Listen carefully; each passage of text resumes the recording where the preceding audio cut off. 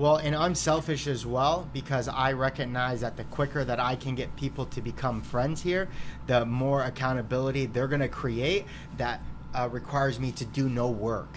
And that's why I want to get them into group as fast as possible. I want to get them to know each other and create connections as fast as I possibly can in an atmosphere where they all feel comfortable, because it takes away a lot of the work from me. Because if their only goal, accountability, is me emailing 150 members every single day, I'll never make it. Yeah, it's not going to work. I'm never going to make it. So like you said, it can be accountability with coaches, with friends, with people outside of our own vicinity. You have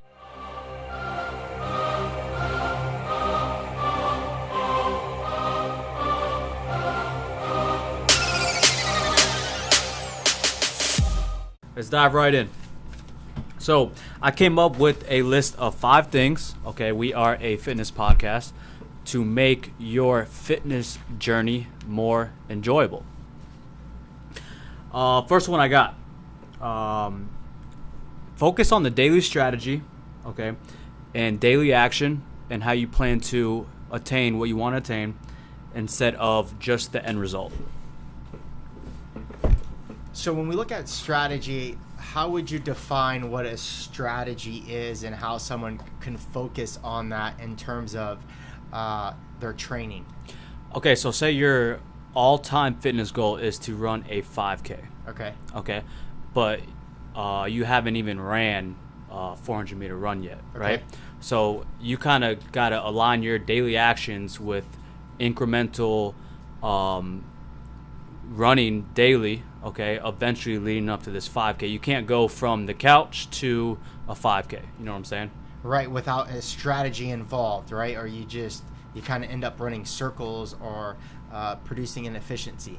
Yeah, people kind of just want this instant fix, this, magic pill, this snap of a finger trying to get them to their, end result goal.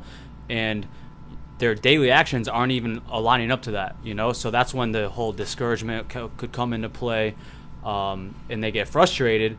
But if they were to go back to the drawing board, their daily actions aren't aligned with their goal, or worse, they're bringing them farther away from their goal. And that strategy produces confidence, because the person without strategy is willing to do anything. And by doing anything, they produce nothing. The outcome is slow at best.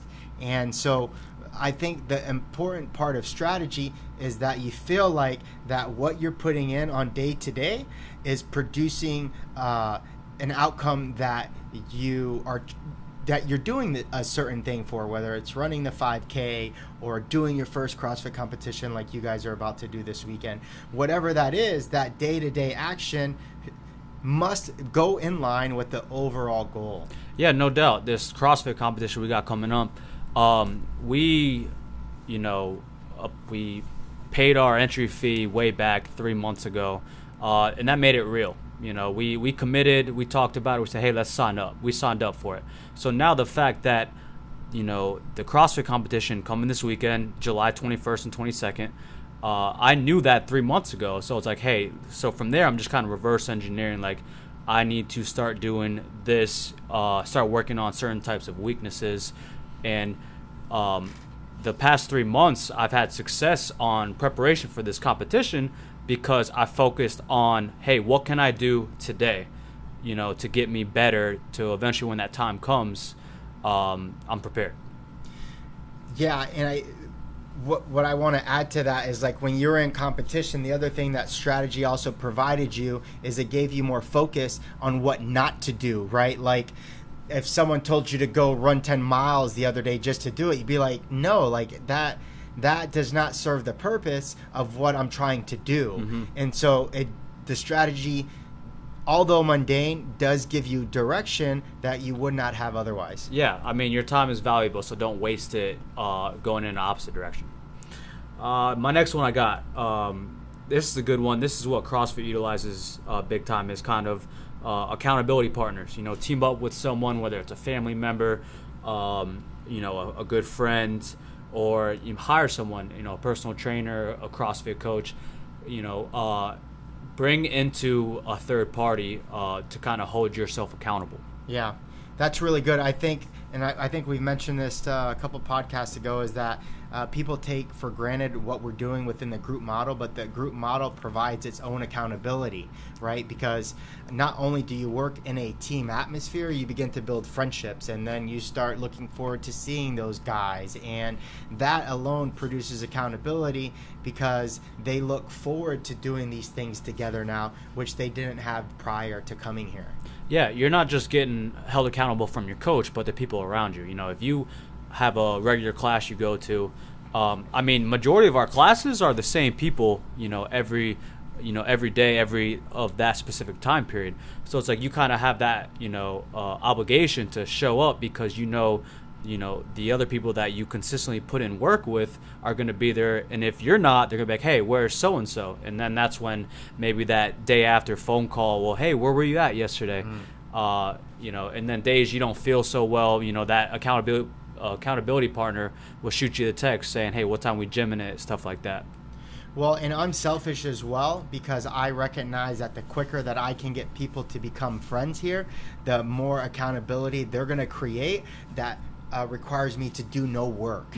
And that's why I want to get them into group as fast as possible. I want to get them to know each other and create connections as fast as I possibly can in an atmosphere where they all feel comfortable, because it takes away a lot of the work from me. Because if their only goal, accountability, is me emailing 150 members every single day, I'll never make it. Yeah, it's not going to work. I'm never going to make it. So like you said, it can be accountability with coaches, with friends, with people outside of our own vicinity. You have a lot of friends that train outside of our facility that are constantly keeping you accountable.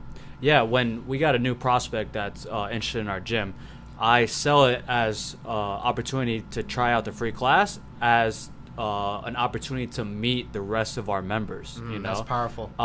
Because we got a great thing going. Everyone's super, super friendly. So it's like if they can come in and see, what CrossFit is like firsthand, but also like the other people that are doing CrossFit, it's like, hey, these people are just like me. They're friendly. It's a non-intimidating environment. Like that's how I kind of pitch the opportunity to come to a new class is, hey, I want you to meet the rest of our members to make sure we're all a good fit. Yeah, because ultimately, we're the people trying to sell the membership, right? That's what we define as success with our prospects. So we will always be considered the salesman. So as quick as we can release that and release them into the community, then we don't have to feel, they don't look at us like salesmen anymore, because they look at us more as genuine and trusting individuals and coaches, because we didn't put any pressure on them to sign up. We just brought them into the group, and the members just did what they already did, which was be themselves. Yeah, that just comes down to being confident in the product and service you provide, that you kind of let that do the selling point itself. We're not trying to, hey, this is the best thing for you. We're not trying to sell a used car here. It's like, hey, we got something that's pretty damn good, that's running very well. Let's just let them experience it and make them make the decision. I agree 100%. Another thing that's really good with teaming up with somebody is that I always feel like I am more excited and have more energy when I train with somebody else than when I train without somebody. Even in the same facility, I bring more to the table when I'm in group versus me at open gym here. I'm a completely different individual because I'm able to feed off each other. My saying is 2 are always better than 1, because 1 is down, someone's willing to help and pick them up. One day I'm stronger, the other day you feel stronger, one day you have more energy than me, and we feed off each other. You can't do that when you're by yourself. There's too much interpersonal things going on there. Yeah, no, you really can't. That's why I try to get in a group class as much as I can.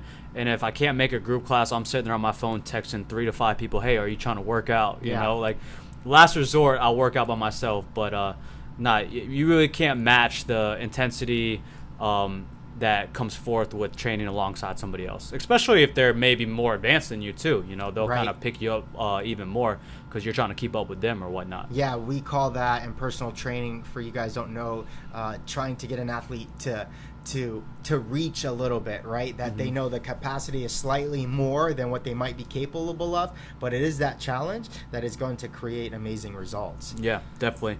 So next one I got, this is actually the one that kind of brought in this entire topic of this podcast, is trust your program and follow it to the best of your ability. So I had an online client that it's a male and female, husband and wife, right? Part of the workout was 1 rep max bench press. Okay.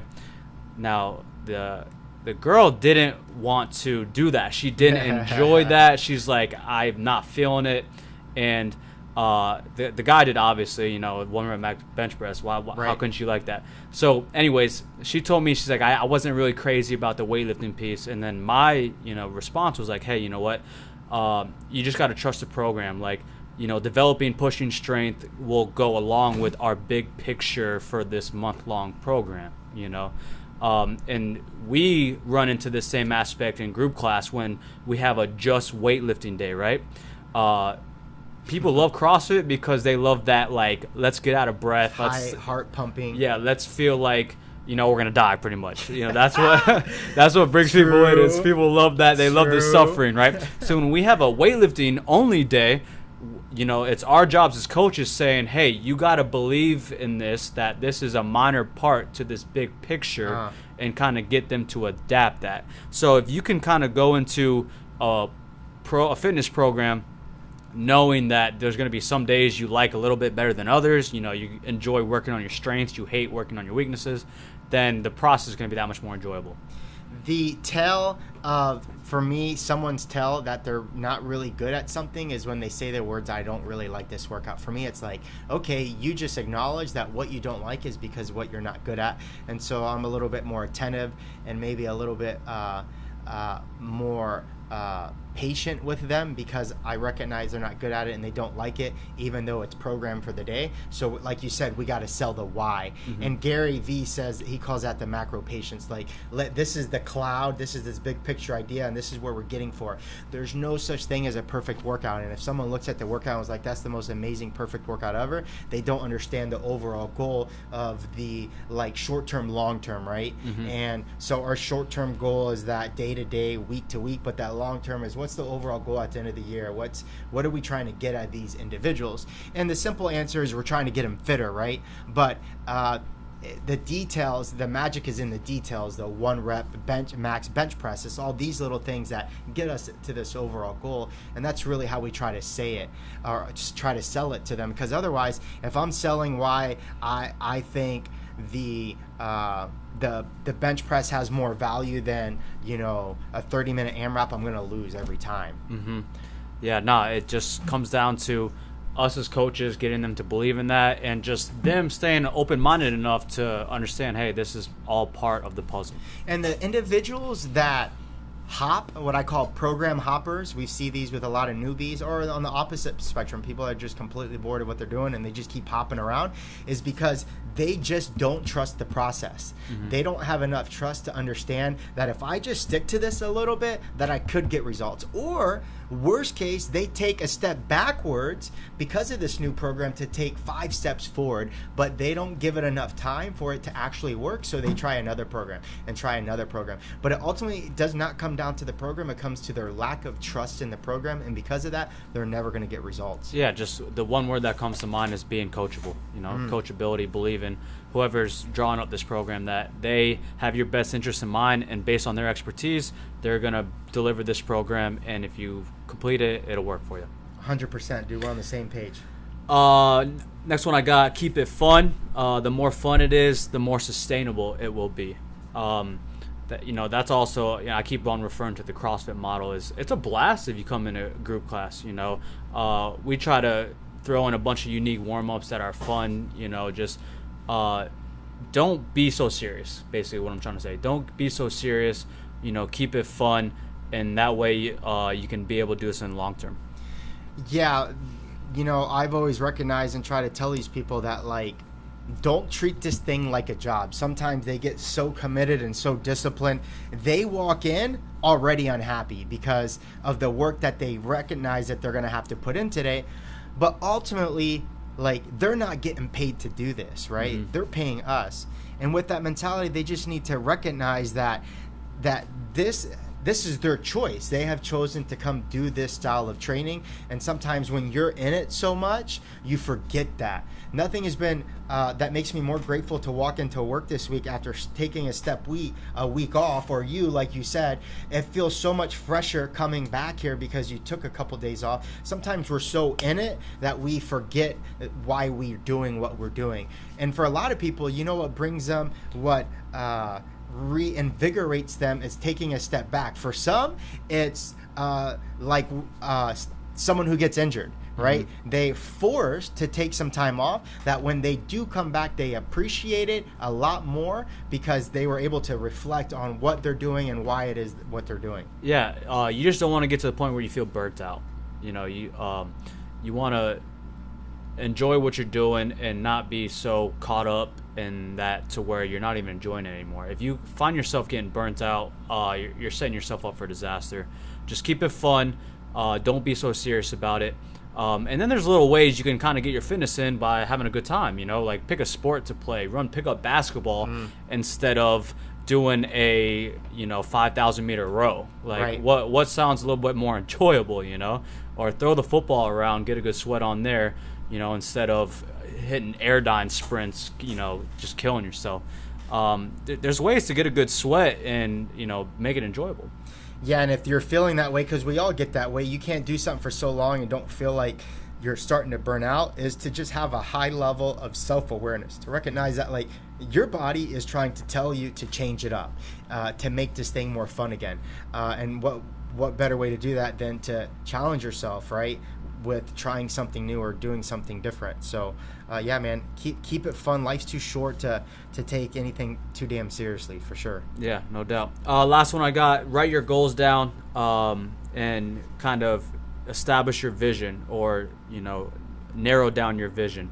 The popular saying is out of sight, out of mind, right? So write your goals down on your whiteboard somewhere where you could see, and then in regards to your vision, once you set these goals, just look into the future on maybe the way you want to look, or if your goal is to have 1,000-pound total on your CrossFit total, just imagine the fulfillment you'd get by lifting those weights or something. You kind of got to just visualize the success before you have it, and if you can do a good job at that, I really think it'll get you amped up, get you excited, like, holy shit, imagine if I had a six-pack abs, for summertime or for before vacation. Write your goals down, and that way you're taking this idea and making it more real. The goal is the purpose, right? And the strategy is the day-to-day. Like, they're synonymous. We need them both. What's this overarching goal, and the strategy is how we get there from day to day. And they both are equally important because one drives the other, right? The strategy drives it, and the goal is the end, like point B of where you're driving to. And if you don't have the goal, you're just going to constantly drive yourself into a hole. But if you have a goal without a strategy, you'll never get there, no matter what you do, no matter how many things you put into place. And that's important to me because we want to teach individuals both things, right? And it's a way to measure success. We do that. Goal setting is so easy to do in strength training. It's what is your current number and where do you want to get? It is so easy, but sometimes we make this thing harder than it needs to be, right? Or if it, like, body composition is such an easy goal, right? Just not so easy to follow. And this is my current body fat, this is where I want to get, and what is the strategy we're going to use to get there? But unfortunately, we overcomplicate these things because we're being driven in so many directions, or we don't have an overarching goal, so we're just running circles. Yeah, and then eventually you lose the motivation. If it's not in black and white for you, for something for you to look forward to, something to work towards you, a strategy, you're going to lose motivation because you're not going to constantly remind yourself how important this is to you if you're not doing this stuff day to day, and eventually in the long run trying to fulfill it. I agree. And one of my favorite questions during the intro, after I ask, hey, how did you happen to hear about us? What have you done to exercise in the last couple months, is what would make you happy a year from now? Just like that. And you'll get so much information, so much important information. You'll get a deep response from that. A deep, strong response. It's their deep why. It's the thing they need to keep coming back to. It's the thing you need to continue to remind them when they stop showing up for classes or they don't start getting those results that they were so passionate about when they first walked in, is what would make you happy a year from now. And that's powerful to me because that's their tell, right? That's the goal. That's the reason why they came here, because they believe that this is what's going to make them happy a year from now. Yeah, that question is doing one thing. It's forcing them to paint a picture inside of their head on where they want to be from a year right now. And that's basically forcing them to, hey, let's form this vision of how, good you could look down the road, how good you can feel down the road. They're painting this picture on where they want to be, and that's forming their why. And if that why is strong enough, they'll eventually stick around long enough to reach those goals. I agree. And that's really powerful, a strong why, because I recognize a really long time ago, people will detach from pricing, right? They'd leave me as quick as they found out there was a program that was cheaper down the road. They leave me for a new, exciting program because they thought that was going to change them. But if they had a deep inner why, they would stay with me forever because they knew that I could help them get there. So those are the ones that concern me, are not the ones with a lot of money or have a lot of experience. It's the people that just don't have a deep connected why that's going to help them, remind them why they're doing what they're doing here. Yeah, because if they don't have a strong why, it doesn't matter enough to them to keep going. They're just going to keep hopping around. Yeah, they're willing to just give up, basically. So cool, man. That's what I got. I think that was a good one. Awesome. I appreciate it, guys. We'll talk to you next week. All right, guys. Later.